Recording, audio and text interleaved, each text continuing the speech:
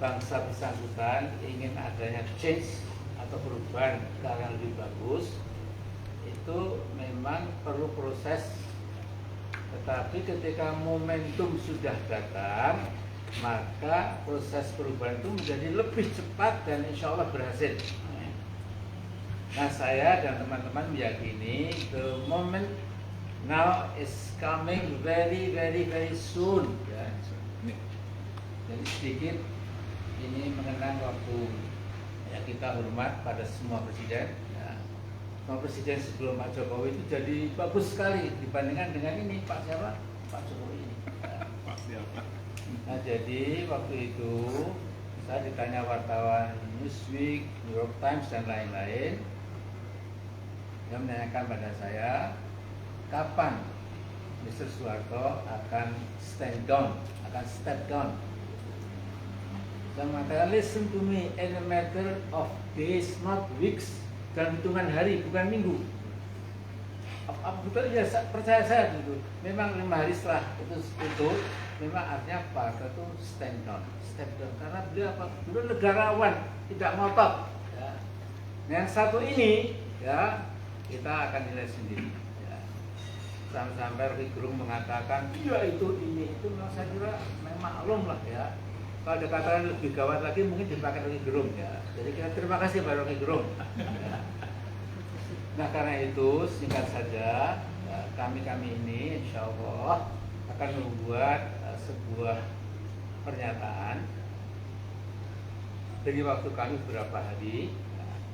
Nanti editor in chiefnya beliau, saya kasih masukan, Pak Aman masukan, Faisal Basri masukan dan lain-lain. Dan nanti Anda semua kami undang lagi ke sini ya untuk apa? Untuk mengetahui bahwa inilah konklusi kita supaya perubahan cepat terjadi sebagaimana diinginkan oleh kebanyakan rakyat. Saya yakin sekali itu ya. Nah jadi yang penting 1, 2, 3 hari ini tokoh-tokoh yang tadi saya sebut akan ke sini ke rumah Pak Rizal Ramli, kemudian tukar pikiran. Jadi kita beri apa yang penting yang nggak terbantahkan. Ya. Kemudian kita bacakan nanti bahwa enough is enough. No, Mr. Jokowi, you have Anda perlu memilih 2 hal, segera sukarela ya mundur ya, atau Anda menghadapi rakyat. Kira-kira demikian. Nantilah insya Allah setelah putar-putar itu terjadi mungkin kita lebih ya. Ada sedikit Ya saya sedikit aja Pak. Keras. Jadi tadi apa yang disampaikan Bang Rizal dan juga Pak Amin itu kalau kita bicara bernegara sudah sekian banyak pelanggaran hukum kejahatan yang menurut ukuran konstitusi itu sudah sangat layak Pak Jokowi itu dimakzulkan. Petisi 100 punya sekian banyak daftar bahwa pelanggaran dan kejahatan yang dilakukan Jokowi itu sudah lebih dari cukup untuk beliau itu oleh DPR segera diproses pemakzulan menurut pasal 7A. Nah, tapi di sisi lain kita tidak melihat prospek bahwa DPR akan melakukan sesuatu. Nah, karena itu kita berharap sebetulnya DPR ini kalau memang ada pimpinan-pimpinannya yang tersandra, ya itu segera diminta mundur supaya proses tadi 7A itu bisa berjalan. Tapi di atas itu semua, seandainya memang tidak bisa tadi itu Bang Rizal, Pak Amin ini sudah merencanakan sesuatu untuk kita tidak bisa lagi pakai lewat DPR. Tapi gerakan rakyat itu juga jangan dinilai itu tidak konstitusional. Itu juga sesuatu yang konstitusional dan itulah yang mudah-mudahan nanti bisa kita lakukan. Dan kita berharap sebetulnya semua tokoh-tokoh oposisi yang selama ini juga sudah bersuara itu bisa bergabung dengan kita untuk bagaimana ini bisa segera terwujud. Saya kira itu mungkin tambahannya. Terima kasih. Ya, pendek-pendek ya. Ya. Izin Pak Rizal mungkin nanti bisa menjawab. Saya Fadi dari 20detik.com. Mau tanya sebenarnya apakah tadi kan menyinggung gerakan menurunkan Soeharto begitu di tahun 98, lalu tadi menyinggung bagaimana Jokowi telah melakukan KKN, menerus demokrasi begitu. Apakah yang dimaksudkan nanti ini akan merencanakan suatu gerakan massa, suatu gerakan mengerahkan massa yang banyak untuk menurunkan Jokowi secepatnya, atau bagaimana gitu Pak, detail dan rencananya ini gitu. Makasih Pak. Yang penting itu kan kesamaan hati dan pikiran. Dan ini antar para tokoh di berbagai kota sudah nyambung. Perasaan kita sudah sama, hati kita, pikiran kita sudah sama, dan bukti-bukti tentang pelanggaran konstitusi Jokowi sudah lebih dari itu, ya kan? Bahwa itu tergantung Jokowi apa sadar diri sebelum semua jadi gugur, atau akhirnya akan berubah jadi kekuatan rakyat yang melakukan itu. Karena kondisi objektifnya sudah matang, itu nggak perlu lama-lama banget. Iya kan? Teman-teman mahasiswa dari seluruh Indonesia, iya kan? Sudah semakin kompak. Tokoh-tokoh guru kemarin, lihat aja. Tokoh-tokoh aktivis, tokoh-tokoh Islam, memang jalan sendiri-sendiri. Tapi ketika waktunya tiba, semuanya akan bersatu bagaikan air bah. Ya, karena mukadimah Undang-Undang Dasar 45 kita kan sederhana.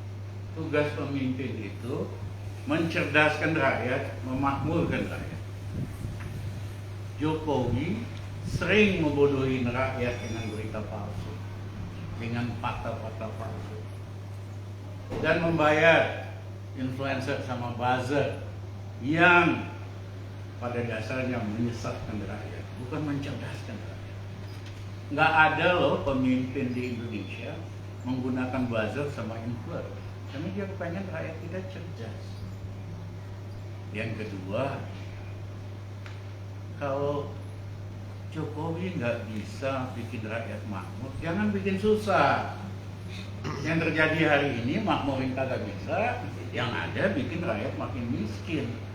Upah buruh naik lebih rendah dari inflasi makanan, itu namanya ngajakin miskin berjamaah. Jadi ini waktunya perubahan akan tiba, ya kan? Dan nanti kita akan ajak teman-teman juga, purnawirawan, ya, polisi dan tentara, TNI, tokoh-tokoh akademik dan sebagainya. Time has come, waktunya Indonesia berubah. Tapi cita-citanya dulu nih supaya clear, hanya perubahan mau ganti-ganti kekuasaan, kagak.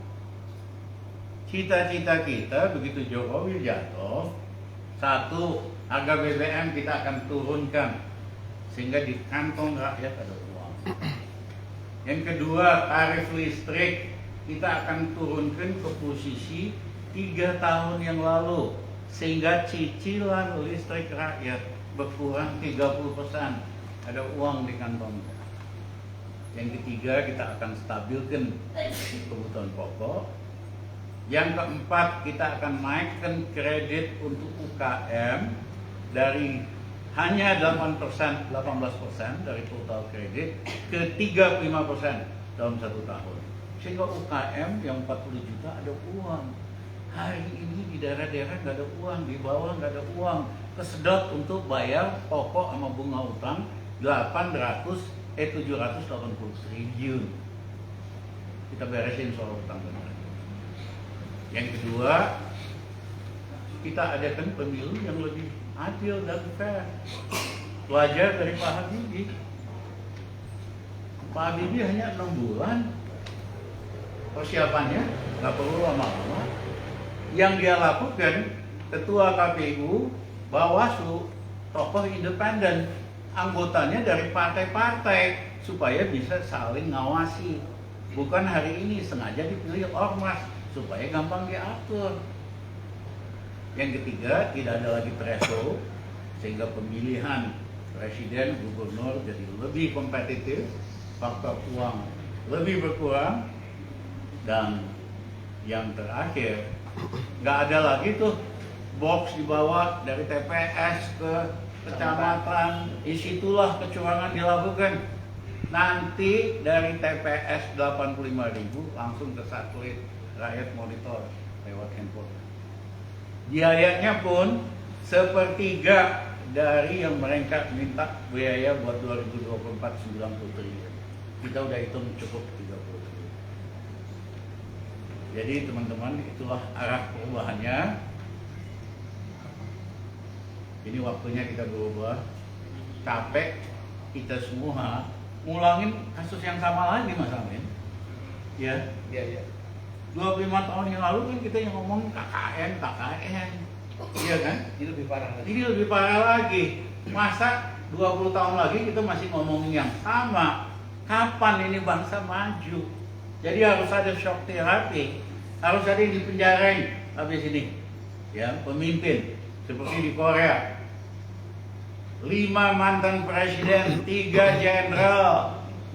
5-5-nya dipenjara karena korupsi. Hari ini gubernur, presiden, perdana menteri di Korea kagak ada yang berani macam-macam. Sibuk ngurusin rakyatnya, makanya rakyatnya maju. Indonesia perlu shock terapi karena penyakit KKN ini udah ganas selama Jokowi dibiarkan berkembang biak.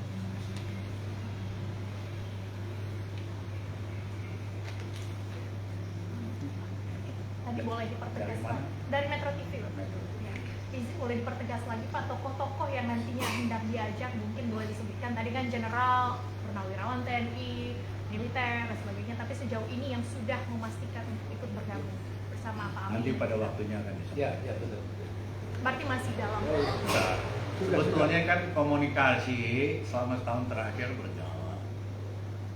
Amin keliling-keliling seluruh Indonesia, saya juga seluruh Indonesia, ketemu profesor di Jogja, di Surabaya, di Makassar. Pada dasarnya mereka sudah sepakat perubahan. Misalnya dosen-dosen, rektor, ketua yayasan universitas swasta udah capek. Lebih dari setengah mahasiswanya kagak bayar 2 tahun. Ya, yayasannya bleeding. Dia pikir Jokowi bisa nyelesain ekonomi, mahasiswa normal lagi bisa bayar. Kagak. Itu profesor-profesor, rektor-rektor bilang, Mas Rizal, lebih cepat lebih bagus dah. Ya, supaya mahasiswa bisa normal lagi, kita bisa hidup normal lagi. Jadi kali ini banyak profesor universitas yang akan ikut dalam dinamika politik. Sedikit tambahan. Jadi kalau bicara Purnawirawan Jenderal, tokoh-tokoh termasuk yang dari daerah, termasuk juga ada Pak Amin, sebetulnya kita kan barusan launching petisi 100. Itu jelas akan bergabung. Di sana ada misalnya Pak Lejen Yayat, Lejen Soeharto, Pak Sunarko dan sebagainya, dan juga sejumlah akademisi dari kampus-kampus, dan bukan cuma di Jakarta. Ada dari Bandung, Surabaya, dan seterusnya. Sehingga kalau orang Jakarta kan bilang, Pak, lu jual gue beli, katanya gue borong. Mudah-mudahan seperti itu. Kita kan dengar-dengar. Jadi ini sedikit tambahan.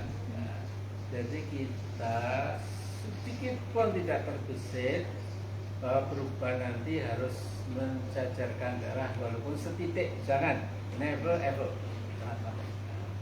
Karena itu tergantung kepada sekarang sikap bagaimana Saudara Jokowi ini melakukan reaksi kepada apa yang kita sampaikan ini. Ya. Tapi yang jelas ya itu sudah lemah karena apa, korupsi yang demikian besar itu sudah langsung masuk ke inti keluarganya. Jadi kalau tadi dijelaskan sebab pertama Gibran dan Pak Kaisang segera diambil, itu saya kira memang sudah sudah sangat tinggi waktunya. Karena itu kita juga menunggu kalau mereka reaksinya positif, kemudian membaik, tidak arogan, tidak kemeluntu, ya. Itu bahasa Jawa. Kalau sombong biasa itu kemelindi, ya. Kalau sangat sombong jadi kemeluntu. Nah, jadi ini kan saya dengan Jokowi satu kamu dari Solo, jadi paham sekali bahasa Jawa itu. Ya. Nah, jadi setelah ini mudah-mudahan mereka pada sadar, enough is enough, beban dosanya jangan kemudian dipakai untuk ugal-ugalan. Ya. Jadi insya Allah rakyat juga akan senang. Nah, saya kira kita itu peaceful, suka sangat damai, ya. Tidak ada mengajarkan entah di Batak, entah di Jawa, Madura, Manado, nggak ada. Saya kira semua kultur kita itu kultur damai. Tapi gara-gara yang satu ini kita seperti rusak sekarang. Ya. Itu tunggu tanggal mainnya lah insya Allah. Pak dikit Pak. Jadi saya kira pemerintahan Jokowi ini kan kita sebut sebagai pemerintahan oligarki. Ya. Di sana banyak konglomerat. Nah kita mungkin bisa mengingatkan para konglomerat itu untuk hati-hati dengan apa yang sedang disuarakan rakyat. Jangan coba untuk mempertahankan pemimpin yang sudah bermasalah, yang syarat dengan kejahatan hukum. Jadi ini peringatan juga untuk bukan sekedar Jokowi, tapi juga untuk para konglomerat pendukung Jokowi yang tergabung dalam oligarki kekuasaan. Saya kira itu. Seperti Reuters dan Al Jazeera dan lain-lain, ini adalah oligarki. Gitu. Jadi kalau orang luar saja sudah sangat paham, masa kita tidak? Kita kan yang merasakan kegilaan, keedaran dari oligarki. Pak, izin saya dari Kompas TV. Pak, pertanyaan saya adalah kenapa momentumnya baru 1 tahun terakhir dan kemudian baru sekarang memberikan pernyataan pada publik, gitu, Pak? Seperti kita ketahui juga kan Pak Rizal Ramli juga pada awal masa periode juga menjadi salah satu menteri di kabinet Jokowi dan mungkin kemudian berseberangan atau seperti apa saya juga kurang tahu gitu. Nah yang kedua Pak, pertanyaan saya adalah ada lembaga survei gitu yang merilis bahwa kepercayaan publik kepada Presiden Jokowi ini 90%. Bagaimana Pak tanggapannya?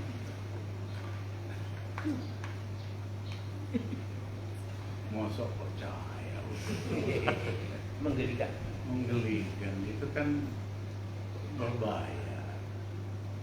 Saya ingin mengatakan survei-survei politik mula-mula dimulai zaman Marcos oleh organisasi NAMFREL, teman-teman pro demokrasi di Filipina. Karena data resmi pemerintah Marcos ya kayak gitu, semua dukung dia. Ternyata survei yang independen oleh NAMFREL nunjukin rakyat Filipina nggak suka sama Marcos karena Imelda yang wah, Marcos yang otoriter. Nah ilmu ini dipakai oleh surveyor berbayar di Indonesia, survei rupiah, ya kan? Mereka tidak independen, tidak kredibel dan manipulatif. Hanya soal bayar doang. Iya kan, nggak terbuka soal metode surveinya. Ya, jadi kalau kita percaya, gampang kok Mbak. Keliling aja ketemu rakyat biasa di jalanan, tanya sopir taksi, kok beda dengan hasil survei? Ya, ini nanti kita harus tegakkan kebiasaan survei yang benar, bukan yang berbahaya. Karena dia parasit buat demokrasi. Lembaga survei hari ini di Indonesia parasit untuk demokrasi. Berbeda dengan lembaga survei zaman NAMFREL di Filipina. Dia merupakan pejuang untuk demokrasi. Pak, tadi disebutkan bahwa Pak Jokowi ini sudah melakukan begitu banyak pelanggaran konstitusi. Mungkin bisa disebutkan secara spesifik apa pelanggaran itu dan mungkin ada satu pelanggaran yang mungkin akan digarisbawahi dalam gerakan People Power ini. Apakah ada Pak? Mukadimah Undang-Undang Dasar 45 sangat jelas. Negara, pemimpin negara wajib mencerdaskan bangsanya. Yang kedua, meningkatkan kesejahteraan. Pertanyaan saya, selama Jokowi jadi presiden, Dia mencerdaskan rakyat apa enggak? Dengan banyaknya berita hoax, dan saya sering ketipu juga. SMK kan, saya ikut kampanye tuh buat SMK di Metro TV, ya. Karena saya percaya kalau bikin mobil nasional bisa dong. Kalau supaya ekonomis kan 300.000 unit cukup, masa nggak bisa? Jadi saya cuma nilai niatnya, nggak nilai track recordnya. Ternyata itu abal-abal, ya. Banyak lagi yang lain. Ya, nah dengan kebiasaan untuk menceritakan berita yang tidak benar, kebijakan yang bertentangan dengan apa yang jadi pidato dan slogan, itu bukan mencerdaskan rakyat. Itu namanya membodohi rakyat. Yang kedua, undang-undang ITE itu bagus sekali kita bikin untuk melawan kejahatan finansial online, seksual online. Tapi ternyata dipakai untuk menangkap, memberangus oposisi, termasuk Rocky. Ya. Jadi bukannya membiarkan demokrasi perbedaan pendapat berkembang, dia pakai alat hukum yang otoriter, yaitu undang-undang ITE. Ini kita benahi nanti. Ya. Nah yang kedua, memakmurkan.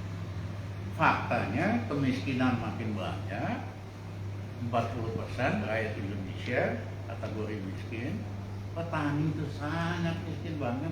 Coba wawancara petani, beli pupuk nggak bisa, kalau beli tanam rugi, ya kan? Sementara pemerintah impor terus, karena dari impor itu ada rente ekonomi yang dibagi oleh pemegang kuota kepada para pejabat. Nah dari dua ini udah cukup buat menghentikan Jokowi. Karena mukadimah undang-undang dasar itulah kunci. Belum yang lain-lain, termasuk bahwa dinasti yang Saya tambahin Pak. Ya. Pak. Jadi pasal 33 dasar kita kan bukti itu setolol-olol bahwa bumi, air, dan keadaan dalamnya itu dikuasai oleh negara. Kemudian sektor-sektor yang produktif yang menentukan nasib bangsa itu dikuasai negara untuk sebesar-besar rakyat.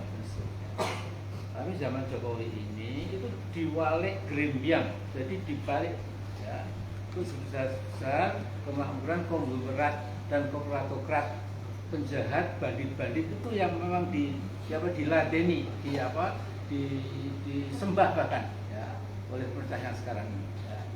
Jadi ini betul-betul sudah tiba. Jadi kalau dimaksudkan selain tadi, ya, mukadimah tadi, kita juga tahu beberapa pasal 33 itu semua dilanggar. Jadi ini pengkhianatan. Jadi ini betrayal the nation. Ya. Jadi pengkhianatan kepada bangsa. Dan ini masa mau diteruskan? Ya, saya tambah 3 contoh yang konkret ya. Pertama, menetapkan APBN dengan mengeliminasi hak konstitusional DPR melalui penerbitan Perpres. Itu pernah dilakukan Jokowi. Yang kedua, melanggar putusan MK dan konstitusi dalam menetapkan undang-undang Ciptaker lewat Perpu. Yang ketiga, mengeliminasi hak demokrasi rakyat untuk bersuara dalam penetapan undang-undang IKN. Rakyat tidak dapat kesempatan menyuarakan aspirasi, tapi di sisi lain misalnya Sinarmas itu dapat kesempatan untuk membahas undang-undang tersebut dengan DPR. Di tambahan 3, sebetulnya masih banyak, tapi 3 saja saya kira sudah jauh dari cukup lah untuk menunjukkan bahwa ini memang benar-benar semena-mena, ya, otoriter dan suka-suka oleh pemerintahan ini. Kawan-kawan, saya kira lebih dari itu. Ya, betul ya. Berhubungan dengan jawaban pertanyaan saya tadi yang belum sempat terjawab. Jadi bisa dikatakan begini nggak Pak? Ketika tadi Bapak berkata bahwa juga ikut berkampanye soal SMK gitu. Dan kemudian Bapak menjadi menteri juga pada saat itu ya Pak ya. Lalu apakah bisa dikatakan Bapak kena prank pada masa pemerintahan Jokowi awal? Jujur aja, saya kagum sama tampangnya yang simpati, ya kan? Dan kurang ngecek track recordnya, ya. Ketepu lah sama tampangnya yang merayat ini. Kena prank kalau bahasa sekarang, Pak. Hah? Kena prank. Kena prank, ya. Nah, tapi kebijakannya makin lama makin jauh dari kita. Saya juga bukan saya yang ngemis jadi menteri, Mas Jokowi yang datang ngemis ke kantor saya karena saya bantuin dia bikin MRT waktu itu. MRT kan nggak jadi karena kemahalan. Sebagai gubernur dia datang ke kantor, Mas Rizal tolongin MRT nggak akan kebangun karena harus negosiasi sama Jepang. Saya nggak punya teman di luar negeri. Mas Rizal banyak teman, tolong. Dia begging di kantor. Saya waktu itu penasihat PBB bersama 3 pemenang Nobel, 10 ekonom top. 2 minggu kemudian saya ke New York. Salah satu anggota penasihat PBB itu Tanaka-san, bos dari JICA, Jepang. Saya bilang, Tanaka-san, kamu nggak benar, proyek MRT kemahalan. Jadi gimana Dr. Ramli? Kirim hari Senin tim negosiasi ke Jakarta supaya biayanya lebih murah. Nanti kita bangun dari Jakarta, dari selatan ke utara, nanti timur barat. Yes, Dr. Ramli. Hari Senin saya kirim delegasi. Saya hari Sabtu itu telepon dari New York, Mas Jokowi, sampean hobi banget. Baru 2 minggu minta tolong sama gua, udah beres di barang. Ya. Mulai proyeknya dia kirim si Ahok ke kantor, Mas Rizal, Pak Jokowi terima kasih banget. Mau nggak Mas Rizal jadi preskom MRT? Emang terima kasih, saya nggak tertarik, gue sibuk. Cuman kalau lu Jokowi sama ada masalah, lu cuman gua datengin gua, kita banyak ide, banyak ikut di luar. Nah kemudian 15 Agustus saya dipanggil ke Istana Bogor.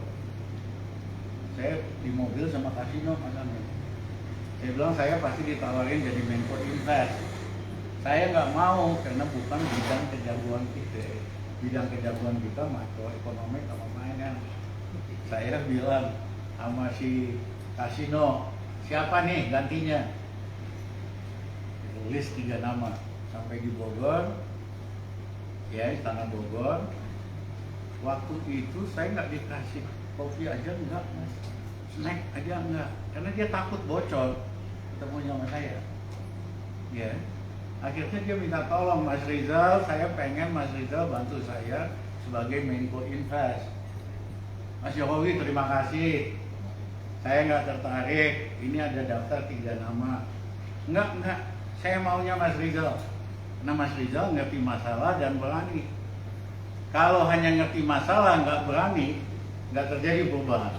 Kalau hanya berani doang, nggak ngerti masalah, itu preman. Mas Rizal punya dua-duanya. Tolong Mas Rizal. Saya bilang enggak Mas, di luar aja lah Mas. Biasa kan minta tolong sama saya, kita bantu di belakang saya. Ya, apa yang terjadi? Dia pakai gaya Solo, Mas, angkat-angkat kita. Mas Rizal, yang minta Mas Rizal ini bukan Jokowi presiden. Siapa sih saya? Kena prank lagi. Ya, kena prank. Saya tuh bukan siapa-siapa dibanding Mas Rizal, pengalaman network. Yang pengen Mas Rizal bantu saya selain saya, rakyat Indonesia. Nah, gua kalau udah ngomong rakyat, gua Mas, langsung gua salaman, kapan tuh Mas dengan syarat gini-gini. Itulah yang terjadi. Setahun saya di dalam, saya stop reklamasi, terganggulah aguan, ya kan? Lobby, aguan, lobby Kosmas Batubara, Rizal Ramli harus berhenti, jangan ganggu reklamasi. Kalau perlu kita lobby, bayar supaya dia dipecat. Ya, Pak Yusuf Kala yang bisnisnya terganggu lah, karena waktu itu dia Raja Peng-Peng kan. Sekarang hari ini teman saya Raja Peng-Pengnya, namanya Luhut Panjaitan, ya kan? Nah, pengusaha itu kerjaan mulia Mas Amin. Pengusaha kerjaan mulia, tapi kalau digabung rusak Indonesia. Makanya saya nggak suka. Kalau lu jadi pejabat aja, mau jadi orang kaya, lu orang investors. Pak Jokowi tutup mata karena hampir semua pejabatnya itu pengusaha, mereka peng-peng semua, makanya rusak gitu.